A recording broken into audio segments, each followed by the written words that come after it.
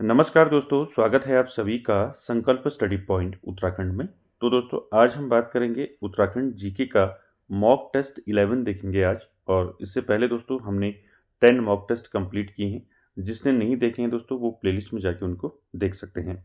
चलिए दोस्तों आज का सेशन स्टार्ट करते हैं और आप सभी लोग दोस्तों वीडियो के एंड तक जरूर बने रहें और साथ ही साथ दोस्तों आप क्वेश्चन का आंसर करते हुए चलेंगे और बताएंगे दोस्तों कि आज के सेशन में आपने कितने क्वेश्चन सही किए। और दोस्तों साथ ही साथ हम हर क्वेश्चन को जो है डिटेल में यहाँ पर देखेंगे। पहला क्वेश्चन देखेंगे दोस्तों। पहला क्वेश्चन क्या है, ध्यान से पढ़िए। देखिए, किस कत्यूरी शासक ने बागेश्वर के समीप एक मंदिर को स्वर्णेश्वर नामक ग्राम दान में दिया था? ऑप्शन देखिए, निम्बर देव, ईष्टगण देव, बसंत देव, भूदेव। तो राइट आंसर क्या रहेगा आपको बताना है। किस कत्यूरी शासक ने जो है बागेश्वर के समीप एक मंदिर को स्वर्णेश्वर नामक ग्राम दान में दिया था? तो क्वेश्चन नंबर फर्स्ट का राइट आंसर रहेगा दोस्तों बसंत देव। तो सी आपका राइट रहेगा क्वेश्चन नंबर फर्स्ट का। और याद रखेंगे बसंत देव ने बागेश्वर के समीप एक मंदिर को स्वर्णेश्वर नामक ग्राम दान में दिया था। और बसंत देव से आपने याद रखना है, बसंत देव दोस्तों कत्यूरी वंश का संस्थापक माना जाता है बसंत देव को। ठीक है, आपको मैं डिटेल में बता चुका हूँ पहले कत्यूरी राजवंश। और साथ ही साथ दोस्तों आपको याद रखना है यहाँ से बसंत देव से बसंत देव की पत्नी का क्या नाम था आपको पूछा जा सकता है। तो बसंत देव की पत्नी का नाम था राज नारायणी देवी। ठीक है, क्या था? राज नारायणी देवी।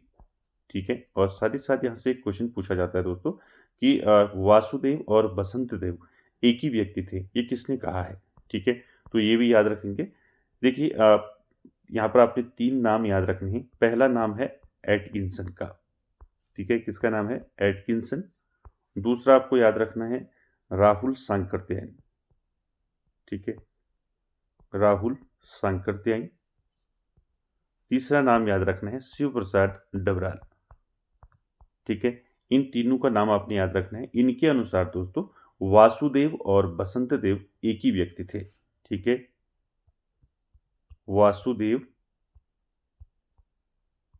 और बसंत देव ये दोनों एक ही व्यक्ति थे। किसके अनुसार? एटकिंसन, डबराल और राहुल सांकृत्यायन के अनुसार। ठीक है, ये तीनों फैक्ट आपको याद रखने हैं।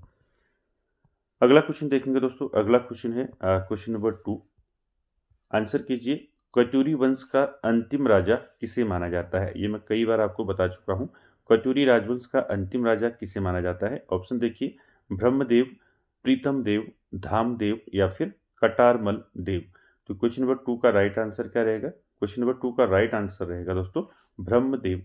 ठीक है, ये आपका राइट रहेगा। कत्यूरी राजवंश का अंतिम राजा किसे माना जाता है?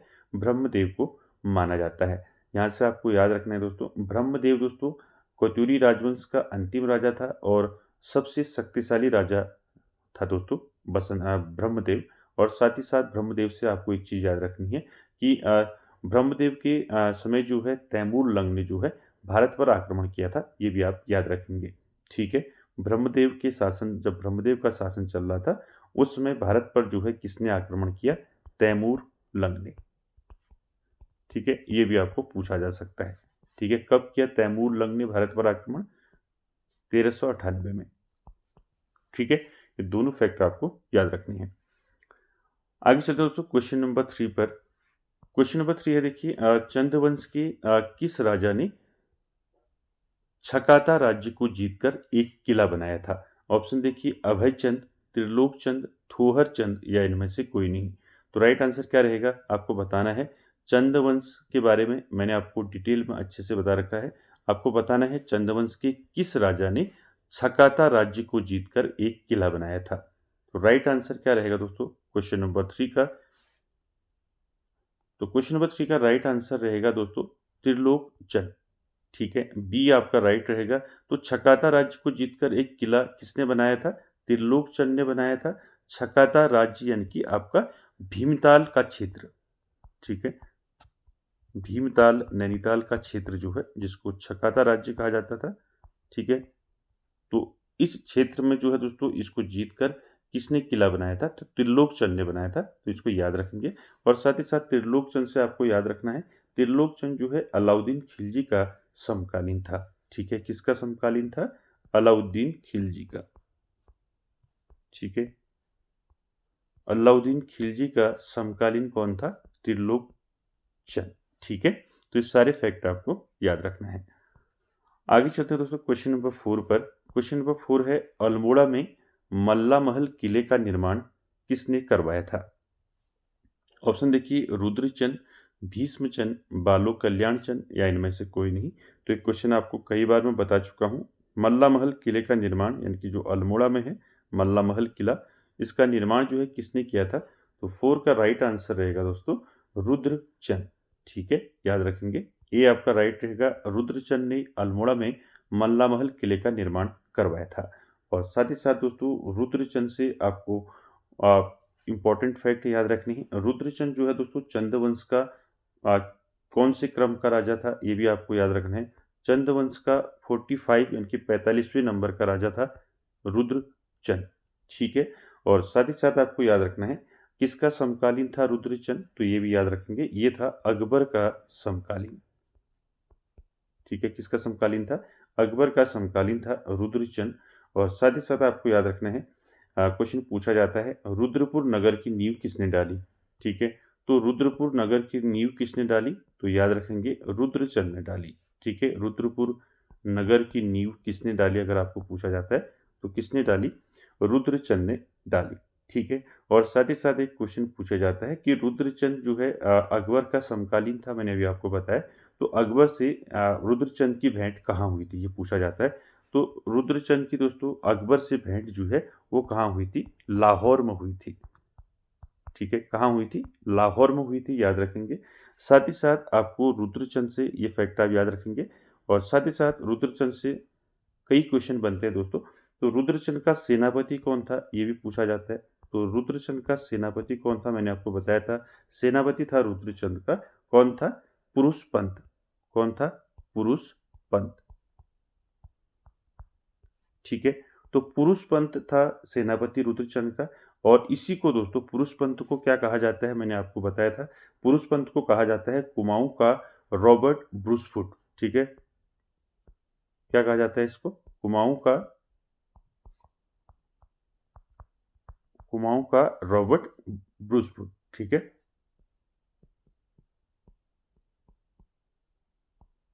ठीक है, ये भी याद रखेंगे। तो पुरुष पंत कौन था आपको पूछा जा सकता है। तो पुरुष पंत जो है वो रुद्रचंद का सेनापति था, जिसको कुमाऊं का रॉबर्ट ब्रूसफुट कहा जाता है। ठीक है, साथ ही साथ दोस्तों रुद्रचंद की कई पुस्तकें हैं। रुद्रचंद ने कई पुस्तकों की रचना की, जिसमें आपका धर्म निर्णय हो गया, आपका ययाति चरित्रम हो गया। ठीक है, इनके नाम आपको याद रखने हैं। कुछ प्रमुख पुस्तकें जो हैं पूछी जा सकती हैं रुद्रचंद से, आप याद रखेंगे रुद्रचंद की जो प्रमुख रचनाएं हैं। ठीक है, प्रमुख रचना, तो प्रमुख रचनाएं कौन कौन सी हैं रुद्रचंद की, आपको ये भी याद रखना है कौन कौन सी हैं। एक है आपका धर्म निर्णय। क्या है? धर्म निर्णय। और दूसरा याद रखेंगे ययाति चरित्रम। ठीक है, ययाति चरित्रम। ठीक है, ययाति चरित्रम, धर्म निर्णय, ये दोनों बुक किसकी हैं? रुद्रचंद की हैं। साथ ही साथ एक बुक और याद रखेंगे, सैनिक शास्त्र। ठीक है, सैनिक शास्त्र। तो तीनों जो पुस्तक हैं किसकी हैं? रुद्रचंद की हैं, याद रखेंगे। और साथ ही साथ उसको रुद्रचंद से आपको याद रखना है गढ़वाल के सिरोला ब्राह्मणों को अपना रसोइया किसने बनाया था अगर आपको पूछा जाता है, तो रुद्रचंद ने बनाया था। ठीक है, साथ ही साथ रुद्रचंद को अल्मोड़ा का जमींदार कहा जाता है। तो ये भी आप याद रखेंगे, रुद्रचंद को क्या कहा जाता है? अल्मोड़ा का जमींदार। ठीक है, पूछा जा सकता है आपको अल्मोड़ा का जमींदार। ठीक है, अल्मोड़ा का जमींदार जो है किस चंद शासक को कहा जाता है? तो रुद्रचंद को कहा जाता है। साथ ही साथ दोस्तों अल्मोड़ा नगर में संस्कृत शिक्षा की व्यवस्था किसने की? तो ये भी आपका रुद्रचंद ने की। ठीक है, क्योंकि रुद्रचंद जो था क्या था? संस्कृत प्रेमी राजा था। क्या था? संस्कृत प्रेमी राजा। संस्कृत प्रेमी राजा था रुद्रचंद, और इसी ने दोस्तों अल्मोड़ा नगर में संस्कृत शिक्षा की व्यवस्था की। और रुद्रचंद के बाद दोस्तों उसका पुत्र जो है लक्ष्मीचंद गद्दी पर बैठा। ठीक है, रुद्रचंद के बाद कौन बैठा गद्दी में? रुद्रचंद का पुत्र जो है लक्ष्मीचंद गद्दी पर बैठा। ठीक है, तो ये सारे फैक्ट दोस्तों आपको रुद्रचंद से याद रखने हैं। आगे देखते हैं क्वेश्चन नंबर 5। क्वेश्चन नंबर 5 है, देखिए, गढ़वाल का अक्खड़ राजा किसे कहा जाता है? ये क्वेश्चन भी मैंने आपको पहले बताया था। तो गढ़वाल का अक्खड़ राजा किसे कहा जाता है? ऑप्शन देखिए, श्याम शाह, महीपति शाह, पृथ्वीपति शाह या सहजपाल। तो राइट आंसर क्या रहेगा क्वेश्चन नंबर 5 का? क्वेश्चन नंबर 5 का राइट आंसर रहेगा दोस्तों महीपति शाह। ठीक है, बी आपका राइट रहेगा। महीपति शाह को दोस्तों गढ़वाल का अक्खड़ राजा कहा जाता है। साथ ही साथ महीपति शाह से आपको फैक्ट याद रखनी है। महीपति शाह का कार्यकाल पूछा जा सकता है। तो महीपति शाह का कार्यकाल कब से कब तक था? तो 1631 से लेके 1634 तक। ठीक है, ये कार्यकाल था महीपति शाह का। और पंवार वंश का 46वां राजा था महीपति शाह, 46 नंबर का राजा था। ठीक है, और साथ ही साथ यहाँ पर दो फैक्टर आपको याद रखना है। क्या पूछा जाता है? गढ़वाल के सबसे उम्रदराज राजा कौन थे? ठीक है, क्वेश्चन बनता है। ठीक है, तो ये दोस्तों महीपति शाह जो है ये 48 वर्ष की उम्र पर गद्दी पर बैठे थे। ठीक है, ये भी याद रखेंगे। 39 वर्ष की उम्र में जो है ये गद्दी पर बैठे थे। ठीक है, इसीलिए दोस्तों इनको जो है गढ़वाल में जो है सबसे उम्रदराज राजा कहा जाता है। इनकी गढ़वाल के सबसे उम्रदराज राजा कौन थे अगर आपको पूछा जाता है तो कौन थे? महीपति शाह। ठीक है, यहाँ से आपको एक याद रखना है महीपति शाह से। महीपति शाह के सेना नायक कौन थे? ये पूछा जा सकता है आपको, सेना नायक।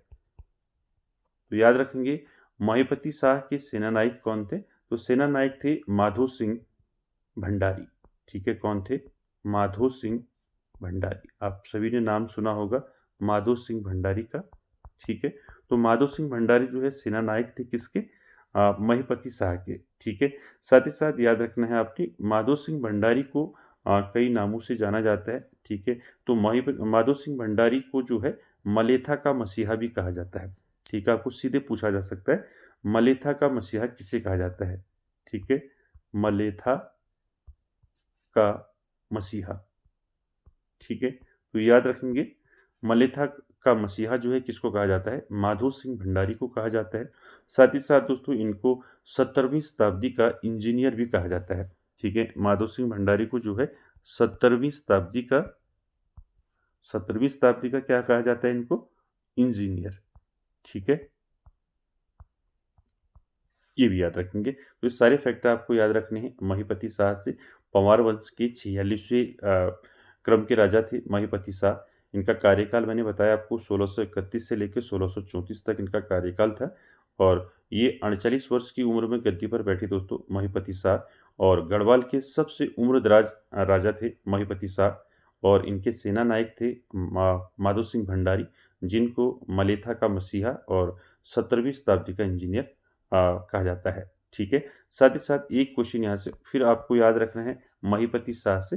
तो महीपति शाह ने दोस्तों श्रीनगर में जो है केशव केशव राय मठ का निर्माण किया। पूछा जाता है कि केशव राय मठ का निर्माण किसने किया?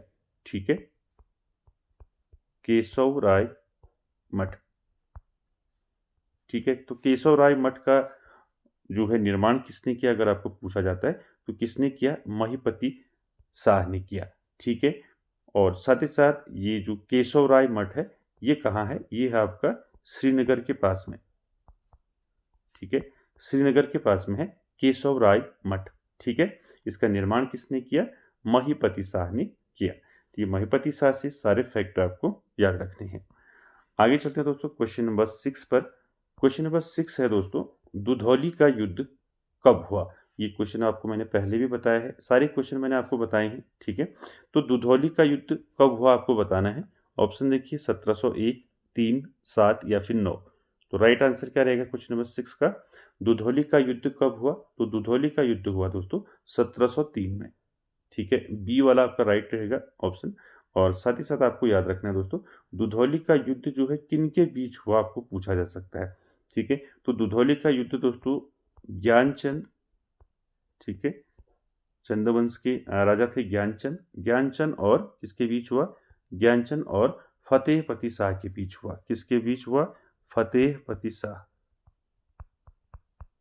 ठीक है, फतेहपति शाह के बीच हुआ आपका दुधौली का युद्ध। ठीक है, और साथ ही साथ मैंने आपको डिटेल में इनके बारे में बताया है।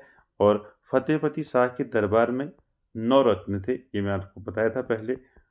नवरत्न किसके दरबार में थे? तो वो थे आपके फतेहपति शाह के दरबार में। ठीक है, तो सारे फैक्ट याद रखने हैं आपको।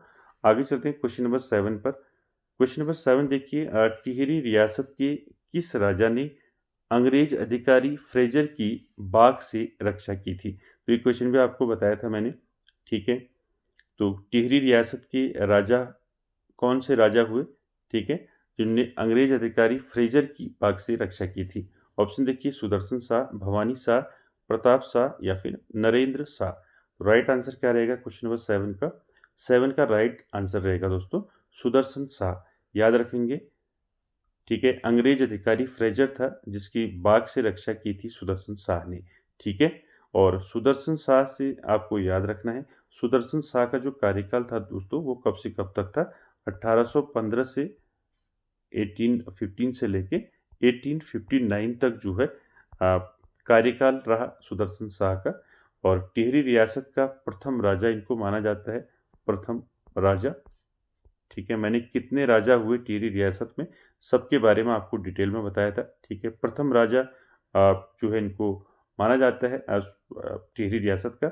और साथ ही साथ आपको याद रखना है, यहाँ से 2 क्वेश्चन आपके इंपॉर्टेंट बनते हैं सुदर्शन शाह से। पहला पूछा जाता है, कई एग्जाम में पूछा है, चैतू और माणको कलाकार किसके दरबार में थे? ठीक है, चैतू और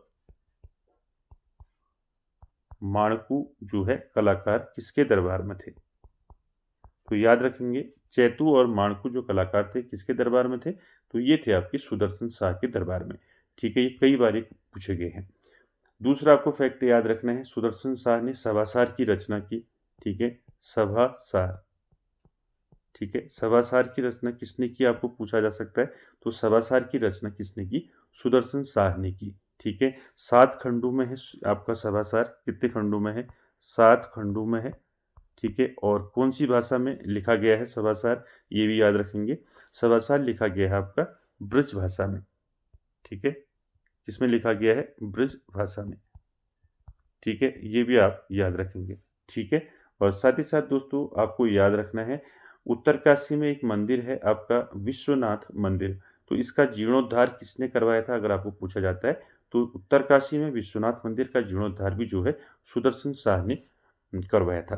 ठीक है, तो सुदर्शन शाह ने उत्तरकाशी में विश्वनाथ मंदिर, ठीक है, विश्वनाथ विश्वनाथ मंदिर, ठीक है, कहाँ का?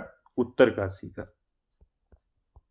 ठीक है, उत्तरकाशी में स्थित विश्वनाथ मंदिर का जीर्णोद्धार किसने कराया था? तो ये कराया था सुदर्शन शाह ने। ठीक है, साथ ही साथ आपको याद रखना है, एक क्वेश्चन मैंने आपको बताया था कि ब्रिटिश पर्यटक जो है मूरक्राफ्ट किसके काल में गढ़वाल आया था? ठीक है, तो सुदर्शन शाह के आ, शासन में ही आया था आपका ब्रिटिश पर्यटक। नाम क्या है? मूरक्राफ्ट। ठीक है, आपको पूछा जा सकता है कि ब्रिटिश पर्यटक मूरक्राफ्ट जो है किसके काल में गढ़वाल आया था? तो सुदर्शन शाह के काल में जो है ये गढ़वाल आया था। और साथ ही साथ आपको एक चीज याद रखनी है, सुदर्शन शाह का जो राजकवि था वो कौन था? ये भी पूछा जा सकता है आपको। ठीक है, राजकवि कौन था सुदर्शन शाह का? तो वो था आपका हरिदत्त शर्मा। कौन था? हरिदत्त शर्मा। ठीक है, ये तो सारे फैक्टर आपको याद रखने हैं दोस्तों। ठीक है, चलिए आगे चलते हैं दोस्तों क्वेश्चन नंबर 8 पर।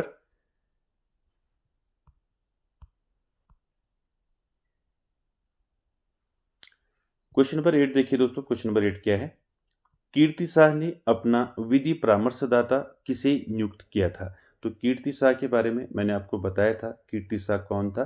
ठीक है, तो कीर्ति शाह ने अपना विधि परामर्शदाता किसे नियुक्त किया था? ऑप्शन देखिए, हरे कृष्ण रतूड़ी, तारादत्त गैरोला, मौला राम या इनमें से कोई नहीं। तो राइट आंसर क्या रहेगा दोस्तों? कीर्ति शाह ने अपना विधि परामर्शदाता किसे नियुक्त किया था?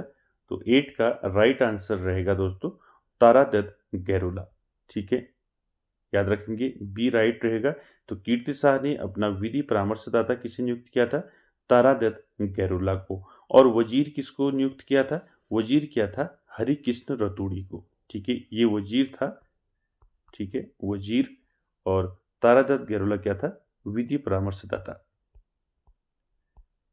ठीक है, तो ये दोनों चीज़ आप याद रखेंगे। साथ ही साथ दोस्तों आपको याद रखना है, कीर्ति शाह से तो दोस्तों कीर्ति शाह से मैंने आपको सारे फैक्ट बताए हैं। कीर्ति शाह जो है इसका कार्यकाल कब से कब तक रहा, तो याद रखेंगे 1886 से इसका कार्यकाल रहा 1913 तक। ठीक है। और साथ ही साथ दोस्तों मैंने आपको बताया कि कीर्ति शाह का वजीर कौन था, तो वजीर था हरिकृष्ण रतूड़ी। ठीक है। कौन था वजीर कीर्ति शाह का? हरिकृष्ण रतूड़ी। ठीक है, ये भी याद रखेंगे, हरिकृष्ण रतूड़ी। रतूड़ी। ठीक है, हरिकृष्ण रतूड़ी जो है वजीर था कीर्ति शाह का, और इसी ने रचना की थी, आप सभी जानते हैं। गढ़वाल का इतिहास किसने लिखा था? तो हरिकृष्ण रतूड़ी ने ही लिखा है। ठीक है, गढ़वाल का इतिहास। ठीक है, गढ़वाल का इतिहास किसने लिखा है? गढ़वाल का इतिहास लिखा है हरिकृष्ण रतूड़ी ने। और हरिकृष्ण रतूड़ी कौन था? तो ये था दोस्तों कीर्ति शाह का क्या था? वजीर था। ठीक है। और साथ ही साथ दोस्तों कीर्ति शाह से कई प्रकार के क्वेश्चन पूछे जाते हैं। तो कीर्ति शाह दोस्तों यहाँ से एक क्वेश्चन पूछा जाता है कि इनको जो है दोस्तों कीर्ति शाह को अंग्रेजों के द्वारा जो है 1900 ईस्वी में जो है 11 तोपों की जिनको जो है सलामी दी गई थी। ठीक है, इंग्लैंड में। ये भी मैंने आपको बताया था, कीर्ति शाह को जो है इंग्लैंड में, ठीक है, इंग्लैंड में जो है 1900 ईस्वी में जो है अंग्रेजों द्वारा 11 तोपों की सलामी दी गई। 11 तोपों की सलामी। ठीक है, ये भी आप साथ में याद रखेंगे। और साथ ही साथ कीर्ति शाह के समय जो है स्वामी रामतीर्थ गढ़वाल आए थे। तो काफ़ी सारे इंपॉर्टेंट फैक्ट हैं यहाँ से। ठीक है, लॉर्ड कर्जन के द्वारा जो है इनको सर की उपाधि दी गई। ठीक है, KCSI की उपाधि दी गई, यानी कि night commander of the order of star of India, ये उपाधि दी गई। तो कई सारे क्वेश्चन कीर्ति शाह से बनते हैं, तो आप सारे फैक्ट इनको याद रखेंगे। और साथ ही साथ जो मैंने आपको डिटेल क्लासेज में बता रखी है, बताया है सारी चीज़ें, तो उसको आप जरूर एक बार जाके जरूर देखिए। ठीक है, चल उसके बाद देखिए अगला क्वेश्चन है आपका क्वेश्चन नंबर 9। क्या है देखिए, किस कुमाऊं कमिश्नर के कार्यकाल में खैरना नैनीताल मार्ग पर कार्य आरंभ हुआ था? तो आपको बताना है क्वेश्चन नंबर 9 में किस ब्रिटिश कुमाऊं कमिश्नर, ठीक है, यहाँ पर ब्रिटिश कर लीजिए आप। ठीक है, किस ब्रिटिश कुमाऊं कमिश्नर के कार्यकाल में खैरना नैनीताल मार्ग पर कार्य आरंभ हुआ था? ऑप्शन देखिए दोस्तों, जॉर्ज गोबान, ई गार्डनर, टॉमस लूसिंगटन, या इनमें से कोई नहीं। क्वेश्चन नंबर 9 का राइट आंसर क्या रहेगा? 9 का राइट आंसर रहेगा दोस्तों टॉमस लूसिंगटन। ठीक है, सी आपका राइट रहेगा। ठीक है, तो टॉमस लूसिंगटन के समय जो है खैरना नैनीताल मार्ग का कार्य जो है आरंभ हुआ था। कब हुआ था ये भी आप याद रखेंगे। तो खैरना नैनीताल मार्ग पर कार्य आरंभ हुआ था आपका, कब से आरंभ हुआ था? 1845 से, 1845 में। ठीक है, याद रखेंगे। और साथ ही साथ टॉमस लूसिंगटन का आपको याद रखना है कार्यकाल कब से कब तक है। तो टॉमस लूसिंगटन का कार्यकाल है दोस्तों 1838 से लेके 1838 1838 से लेके 1848 तक। ठीक है, 1848 तक ये कार्यकाल रहा है दोस्तों टॉमस लूसिंगटन का। और यहाँ से आपको याद रखना है टॉमस लूसिंगटन से, यहाँ से दोस्तों इनका जो कार्यकाल है, इनके कार्यकाल के दौरान ही दोस्तों पौड़ी जनपद का गठन हुआ था 1840 में। ठीक है, ये भी याद रखेंगे 1840 में पौड़ी जनपद का जब गठन हुआ था उस समय ब्रिटिश कुमाऊं कमिश्नर कौन थे? Thomas Lushington. ठीक है, और इसी के काल में दोस्तों बागेश्वर में स्थित, मैंने बताया था गोमती नदी के ऊपर जो पुल बना है, उस पुल का निर्माण जो है किसने करवाया था? तो लूसिंगटन ने ही करवाया था उस पुल का निर्माण। और कब किया था? बागेश्वर में गोमती नदी के ऊपर जो पुल है, गोमती पुल जिसको हम कहते हैं, तो याद रखेंगे बागेश्वर में स्थित, ठीक है, बागेश्वर में स्थित आपका गोमती नदी के ऊपर जो पुल है, उस पुल का निर्माण जो है कब हुआ ये भी आप याद रखेंगे 1848 में। ठीक है, 1848 में हुआ, और उस समय ब्रिटिश कुमाऊं कमिश्नर कौन थे? Thomas Lushington.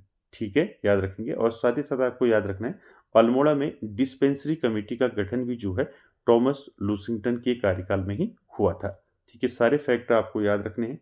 ठीक है, चल चाहे वो पौड़ी जनपद का गठन हो, बागेश्वर में स्थित गोमती नदी के ऊपर पुल का निर्माण की बात हो, आपका अल्मोड़ा में डिस्पेंसरी कमेटी का गठन हो, तो ये सारा किसके काल में हुआ था? टॉमस लूसिंगटन के कार्यकाल में हुआ था। और साथ ही साथ खैरना नैनीताल मार्ग का कार्य जो है आरंभ हुआ था थॉमस लुसिंगटन के कार्यकाल में। कब हुआ था ये भी आप याद रखेंगे, 1845 में। ठीक है, ये सारे फैक्ट आपको याद रखने हैं। अगला क्वेश्चन है क्वेश्चन नंबर 10। आपको बताना है भारतीय राष्ट्रीय कांग्रेस की स्थापना के समय ब्रिटिश कुमाऊं कमिश्नर कौन थे। तो आप सभी जानते हैं, ठीक है, भारतीय राष्ट्रीय कांग्रेस की स्थापना कब हुई, तो 1885 में हुई, 1885 में। और उस समय कुमाऊं कमिश्नर कौन थे, तो देखिए ऑप्शन, देखिए ऑप्शन क्या क्या हैं। ऑप्शन है आपका फिशर, H.G. रोज, J.R. ग्रिक या फिर E.E. ग्रिच। तो क्या रहेगा क्वेश्चन नंबर 10 का राइट आंसर। भारतीय राष्ट्रीय कांग्रेस की स्थापना के समय ब्रिटिश कुमाऊं कमिश्नर कौन थे, तो 10 का राइट आंसर रहेगा H.G. रोज। ठीक है, बी आपका राइट रहेगा। और साथ ही साथ आपको यहाँ से याद रखना है H.G. रोज का कार्यकाल कब से कब तक था। कांग्रेस की स्थापना तो आपको पता है कब हुई, 1885 में हुई। ठीक है, और इनका जो कार्यकाल है H.G. रोज का, तो ये 1885 से लेके आपका 1887 तक है। ठीक है, तो ये कार्यकाल रहा इनका 2 साल का, 2 वर्ष का, तो याद रखेंगे। और साथ ही साथ दोस्तों H.G. रोज जो है ये 8वें नंबर के कुमाऊं कमिश्नर थे। ठीक है, ये भी याद रखेंगे, 8वें नंबर के कुमाऊं कमिश्नर थे। और एक क्वेश्चन यहाँ से आपका इंपॉर्टेंट है, एक तो आपका भारतीय राष्ट्रीय कांग्रेस की स्थापना के समय कुमाऊं कमिश्नर कौन थे, एक तो ये आपका इंपॉर्टेंट है। दूसरा एक क्वेश्चन और इंपॉर्टेंट यहाँ से बनता है कि पौड़ी गढ़वाल में दोस्तों गढ़वाल राइफल्स की स्थापना हुई थी, तो किसके काल में हुई थी ये पूछा जाता है। तो याद रखेंगे गढ़वाल राइफल्स की स्थापना। ठीक है, गढ़वाल राइफल्स की स्थापना। तो गढ़वाल राइफल्स की स्थापना कब हुई, तो गढ़वाल राइफल्स की स्थापना हुई 1887 में, 1887 में गढ़वाल राइफल्स की स्थापना हुई। कहाँ हुई, पौड़ी में। ठीक है, तो उस समय किसका कार्यकाल था, कौन था कुमाऊं कमिश्नर, तो H.G. रोज था। ठीक है, सारे फैक्ट दोस्तों आपको याद रखने हैं। आगे चलते हैं दोस्तों क्वेश्चन नंबर 11 पर। क्वेश्चन नंबर 11 है, देखिए यूनेस्को द्वारा रम्माण उत्सव को कब विश्व धरोहर घोषित किया गया। तो रम्माण उत्सव के बारे में मैंने आपको अच्छे से बताया था। ठीक है, तो रम्माण उत्सव को विश्व धरोहर घोषित कब किया गया यूनेस्को के द्वारा। ऑप्शन देखिए 5 अक्टूबर 2005, 2 अक्टूबर 2009, 15 अक्टूबर 2007 या फिर 7 अक्टूबर 2010। तो राइट आंसर क्या रहेगा क्वेश्चन नंबर 11 का। 11 का राइट आंसर रहेगा दोस्तों 2 अक्टूबर 2009। तो बी आपका राइट रहेगा। 2 अक्टूबर 2009 को यूनेस्को द्वारा रम्माण उत्सव को विश्व धरोहर घोषित किया गया। ठीक है, याद रखना। और साथ ही साथ दोस्तों रम्माण उत्सव से आपको याद रखना है, रम्माण उत्सव दोस्तों ये कहाँ का उत्सव है, किस जनपद का है, तो याद रखेंगे चमोली जनपद का है। ठीक है, चमोली जनपद की मैंने आपको बताया था, चमोली के सलूड़ गांव की जो है दोस्तों 500 वर्ष पुरानी संस्कृति है। चमोली के सलूड़ गांव, आपको गांव भी पूछ सकता है कभी। ठीक है, तो याद रखेंगे सलूड़ गांव।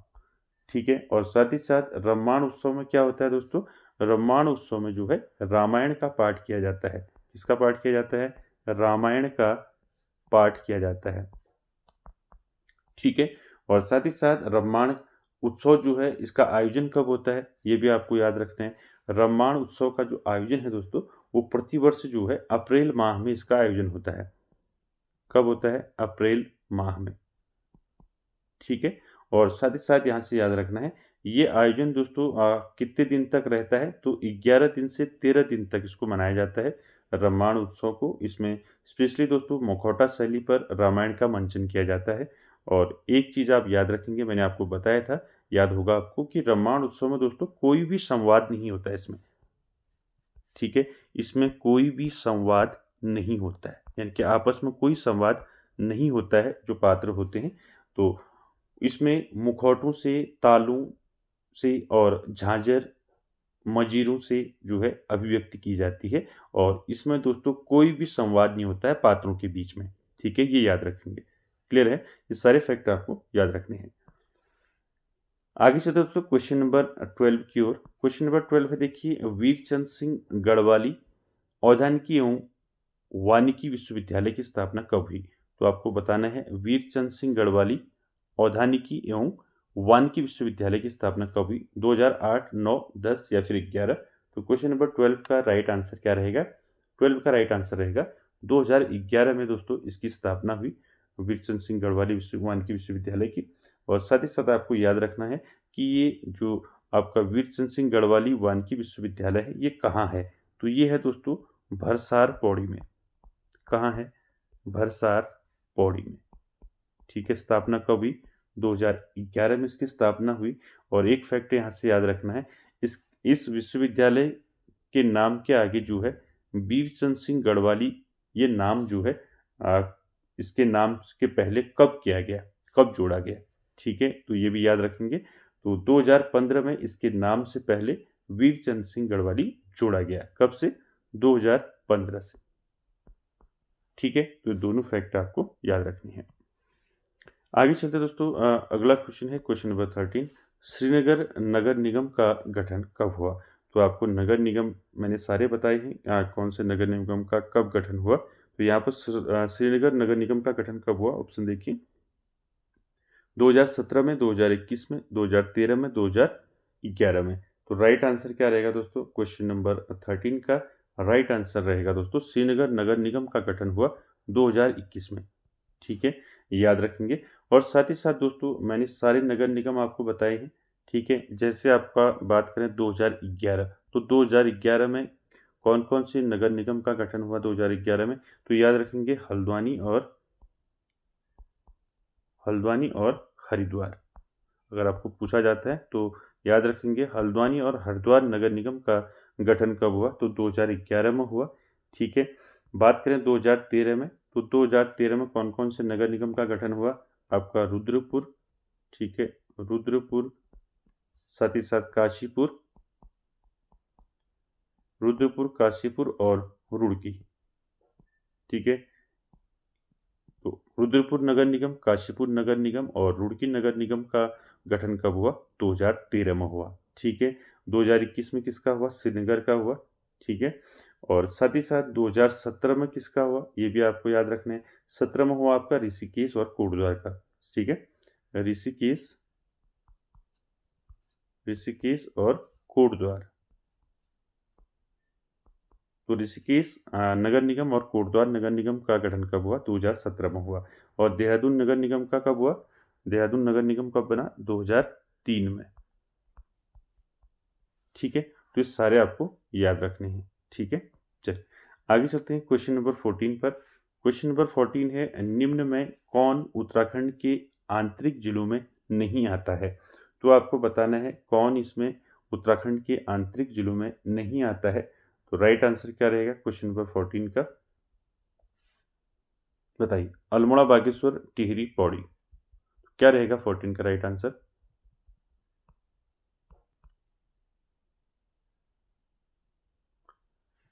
तो राइट आंसर रहेगा दोस्तों 14 का पौड़ी। ठीक है, तो पौड़ी जो है आंतरिक जिलों में नहीं आता है, यहाँ पर नहीं की बात हो रही है। ठीक है, आंतरिक जिले कितने हैं मैंने आपको बताए हैं। तो आंतरिक जिले हैं 4। ठीक है, याद रखेंगे 4 आंतरिक जिले हैं। कौन कौन से हैं आंतरिक जिले? एक तो अल्मोड़ा है, दूसरा बागेश्वर, ये 2 कुमाऊं के हो गए। ठीक है, और 2 गढ़वाल के हैं, आपका टिहरी और दूसरा आपका रुद्रप्रयाग। ठीक है, रुद्रप्रयाग। तो ये 4 जो हैं आंतरिक जिले हैं, इनको याद रखेंगे। कुमाऊं के 2 आपका अल्मोड़ा और बागेश्वर, और गढ़वाल के टिहरी और रुद्रप्रयाग। ये 4 जो हैं आंतरिक जिले हैं, इनके नाम आपको याद रखने हैं, ये पूछे जाते हैं। ठीक है, चल आगे चलते हैं दोस्तों क्वेश्चन नंबर 15 पर। क्वेश्चन नंबर 15 है दोस्तों, किस क्षेत्र में पाताल तोड़ कुएं पाए जाते हैं? तो ये मैंने आपको बताया है किस क्षेत्र में पाए जाते हैं पाताल तोड़ कुएं। ये क्वेश्चन कई बार जो है पूछा भी गया है। ऑप्शन देखिए, भाबर क्षेत्र, तराई क्षेत्र, शिवालिक क्षेत्र, या इनमें से कोई नहीं। तो राइट आंसर क्या रहेगा दोस्तों? राइट आंसर रहेगा तराई क्षेत्र। आप सभी जानते हैं किस क्षेत्र में मिलते हैं पाताल तोड़ कुएं? तो तराई क्षेत्र में मिलते हैं। तराई क्षेत्र की बात करें दोस्तों, मैंने आपको बताए हैं सारे क्षेत्र। ठीक है, चाहे वो शिवालिक क्षेत्र हो, तराई क्षेत्र हो, भाबर क्षेत्र हो। तो याद रखेंगे गंगा के मैदानी क्षेत्र के उत्तर में है आपका तराई क्षेत्र। ठीक है, गंगा के मैदानी भाग, गंगा के मैदानी भाग के उत्तर में है आपका तराई क्षेत्र। ठीक है। साथ ही साथ आपको तराई वाले जिले कौन कौन से हैं ये भी पता होना चाहिए। जैसे आपका हरिद्वार हो गया, ठीक है, हरिद्वार हो गया, ऊधम सिंह नगर हो गया, ठीक है, ऊधम सिंह नगर। साथ ही साथ नैनीताल हो गया, ठीक है, नैनीताल के साथ साथ पौड़ी हो गया। तो ये कौन से ज़िले हैं? ये हैं आपके तराई ज़िले, ठीक है। और साथ ही साथ दोस्तों तराई क्षेत्र में अधिक वर्षा तथा दलदली भूमि होने के कारण गेहूं और धान की खेती अच्छी होती है। मैंने आपको बताया था तराई क्षेत्र में गेहूं और धान की खेती अच्छी होती है, गेहूं और धान की खेती, ठीक है। तो सारे फैक्टर आपको याद रखने हैं। और साथ ही साथ दोस्तों मैं आपको बताते हुए चलूँ, ये सारे क्वेश्चन जो मैंने आपको डिटेल में उत्तराखंड का इतिहास बता रखा है, उसी में से एक क्वेश्चन जो है लिए गए हैं, ठीक है। चल अगला क्वेश्चन देखिए, क्वेश्चन नंबर 16, कोटा दून किस जनपद में स्थित है? आपको बताना है कोटा दून जो है किस जनपद में स्थित है। ऑप्शन देखिए पौड़ी, नैनीताल, हरिद्वार, उत्तरकाशी। तो राइट आंसर क्या रहेगा क्वेश्चन नंबर 16 का? तो 16 का राइट आंसर रहेगा दोस्तों, जो कोटा दून है दोस्तों वो कहाँ स्थित है? वो है आपका नैनीताल जनपद में स्थित है कोटा दून। साथ ही साथ पछुआ दून अगर आपको पूछा जाता है, पछुआ दून, तो पछुआ दून कहाँ स्थित है? तो पछुआ दून भी आपका नैनीताल में ही है, ठीक है, ये याद रखेंगे। और साथ ही साथ मैंने आपको सारे दून बताए थे। सबसे प्रसिद्ध दून कौन सा है अगर आपको पूछा जाता है? सबसे बड़ा दून और सबसे प्रसिद्ध दून है आपका देहरादून, ठीक है, ये भी याद रखेंगे। देहरादून जो है दोस्तों सबसे बड़ा दून और सबसे प्रसिद्ध दून है, ठीक है। साथ ही साथ आपको याद रखना है यहाँ से पौड़ी में कौन सा दून है। मैंने आपको बताया था पौड़ी में आपका है चौखम दून। चौखम दून कहाँ स्थित है? तो पौड़ी में है। नैनीताल में भी आपको मैंने बताया नैनीताल में कौन कौन से हैं। नैनीताल में आपका एक तो कोटा दून हो गया, ठीक है, कोटा दून। दूसरा है आपका नैनीताल में पछुआ दून, ठीक है, ये भी याद रखेंगे। हरिद्वार में कौन सा दून है? हरिद्वार में है चंडी दून, ठीक है। और साथ ही साथ उत्तरकाशी में कौन सा है? उत्तरकाशी में है आपका हर की दून, ठीक है, हर की दून। तो ये सारे दून आपको याद रखने हैं, ठीक है, क्लियर है। चल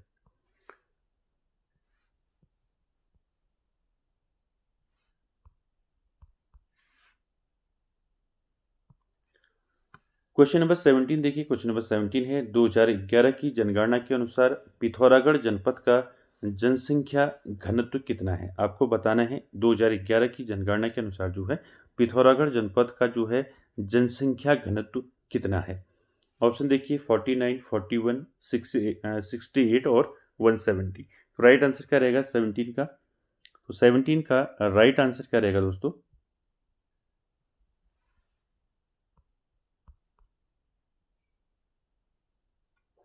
17 का राइट आंसर रहेगा आपका 68, ठीक है, सी आपका राइट रहेगा 17 का। तो याद रखेंगे दोस्तों, जनसंख्या घनत्व की बात करें तो जनसंख्या घनत्व किसे कहते हैं? मैंने आपको बताया था 1 वर्ग किलोमीटर, ठीक है, याद रखेंगे 1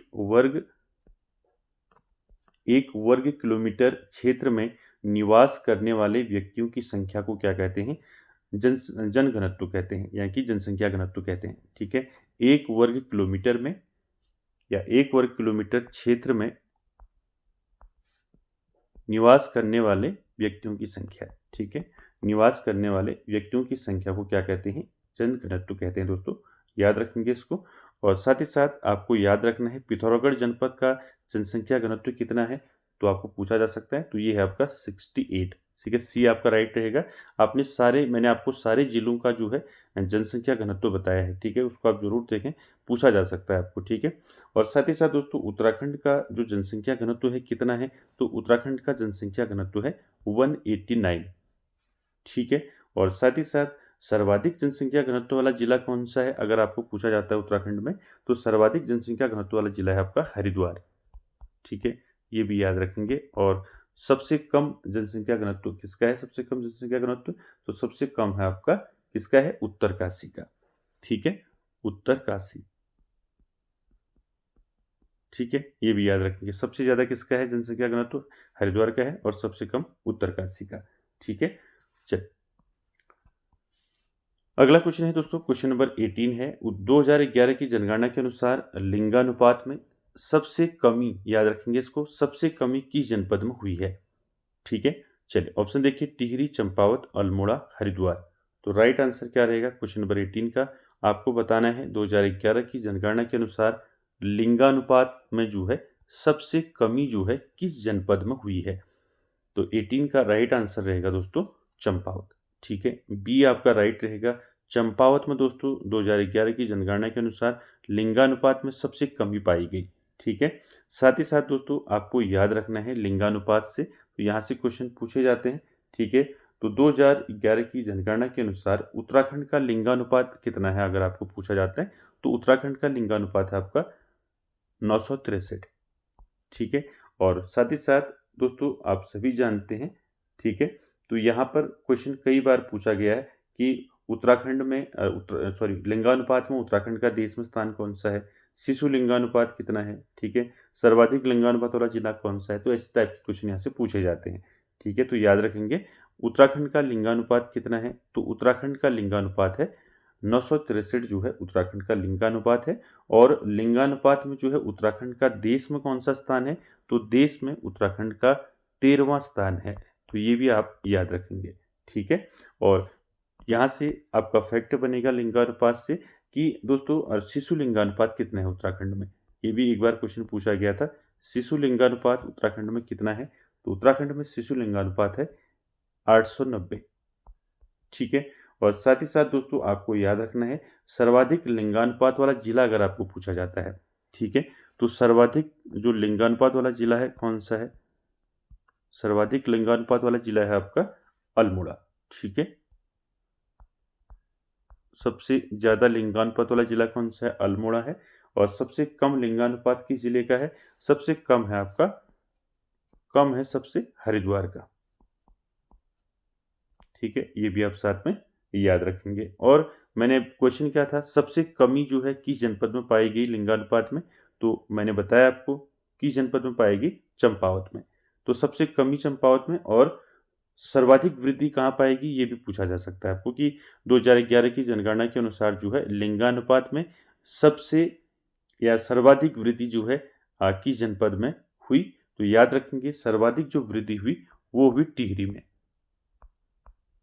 ठीक है, सर्वाधिक वृद्धि हुई टिहरी में और सबसे कमी आई चंपावत में। सर्वाधिक लिंगानुपात वाला जिला अल्मोड़ा, सबसे कम हरिद्वार। ठीक है, ये सारे फैक्टर आपको याद रखने हैं। अगला क्वेश्चन है दोस्तों, क्वेश्चन नंबर 19 देखिए, उत्तराखंड में किस ताल के किनारे स्वामी विवेकानंद आश्रम स्थित है? तो ये इजी क्वेश्चन है, आपने कई बार पढ़ा है। तो राइट आंसर रहेगा 19 का श्यामला ताल।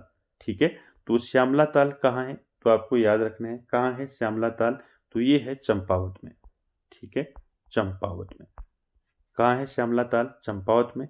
और झिलमिल ताल कहाँ है? ये भी चंपावत में है। ठीक है, और तड़ाक ताल कहाँ है? तो ये है अल्मोड़ा में। ठीक है, ये भी आपको तालुक के बारे में भी आपको याद रखने हैं सारे। ठीक है, तो यहाँ पर दोस्तों श्यामला ताल जो है, श्यामला ताल के किनारे स्वामी विवेकानंद आश्रम स्थित है चंपावत में। ठीक है, और साथ ही साथ आपको याद रखना दोस्तों, जो ये स्वामी विवेकानंद आश्रम है आपका श्यामला ताल चंपावत में, ठीक है, तो इस आश्रम की स्थापना किसने की, ये आपको पूछा जा सकता है। ये क्वेश्चन तो आप जानते ही हैं कि श्यामला ताल के किनारे जो है स्वामी विवेकानंद आश्रम स्थित है। ठीक है, और श्यामला ताल कहाँ है, तो ये है चंपावत में। ये भी आपको मैंने बता दिया। तो साथ ही साथ आपको याद रखना है स्वामी विवेकानंद आश्रम जो आपका चंपावत में है श्यामला ताल के किनारे, इसकी स्थापना किसने की थी? तो याद रखेंगे दोस्तों, इसकी स्थापना जो है 1915 में की। किसने की? तो याद रखेंगे स्वामी विवेकानंद के जो हैं शिष्य थे। कौन थे स्वामी विवेकानंद के शिष्य? शिष्य थे विरजानंद महाराज। कौन थे? विरजानंद महाराज। विरजानंद महाराज। ठीक है, तो विरजानंद महाराज के द्वारा दोस्तों 1915 में विवेकानंद आश्रम की स्थापना की गई श्यामला ताल के किनारे। ठीक है, ये याद रखिए, पूछा जा सकता है आपको कि किसने की। तो विरजानंद महाराज कौन थे? तो ये स्वामी विवेकानंद जी के प्रमुख शिष्य थे। ठीक है, चलिए आगे चलते हैं। और आज का आखिरी क्वेश्चन है दोस्तों, क्वेश्चन नंबर 20। देखिए, उत्तराखंड में स्थित बंदरपूंछ शिखर की ऊंचाई कितनी है। तो आपको बताना है दोस्तों कि जो बंदरपूंछ शिखर है ये कहाँ है, ये आपको याद रखना है। ये है आपका उत्तरकाशी में, ठीक है, उत्तरकाशी में है। तो इसकी ऊंचाई बतानी है, कितनी है ऊंचाई। ऑप्शन देखिए 6320 मीटर, 6252 मीटर, 6400 मीटर या फिर 6672 मीटर। तो राइट आंसर क्या रहेगा क्वेश्चन नंबर 20 का? 20 का राइट आंसर रहेगा 6320 मीटर। ये आपका राइट रहेगा। तो बंदरपुर शिखर जो है उत्तरकाशी में है, जिसकी ऊंचाई है 6320 मीटर, ठीक है। उसके साथ साथ आपको याद रखना है 6252 मीटर ऊंचाई किसकी है, किस शिखर की है। तो याद रखेंगे ये आपका शिखर है स्वर्णारोहणी शिखर, ठीक है। क्या है? स्वर्गारोहणी, स्वर्गारोहणी शिखर, ठीक है। 6252 मीटर इसकी ऊंचाई है। उसी प्रकार 6400 मीटर ऊंचाई किसकी है? तो 6400 मीटर किसकी ऊंचाई है? यमुनोत्री शिखर की,